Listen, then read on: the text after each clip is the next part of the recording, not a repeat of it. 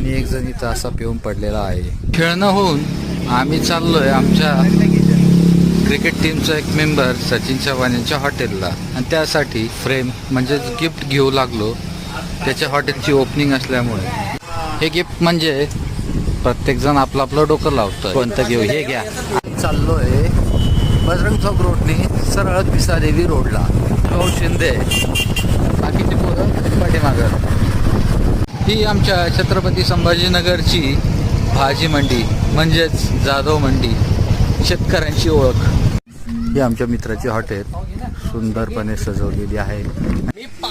मग आम्ही येता येता आमच्या मित्राच्या पांडुरंग जाधव यांच्या हॉटेलला जेवायला आलो. येता तिथं कॉन्ट्रॅक्ट चालू झाली आहे आणि इथे यांचं चाललं आहे कॉन्ट्रीब्युशन अशी.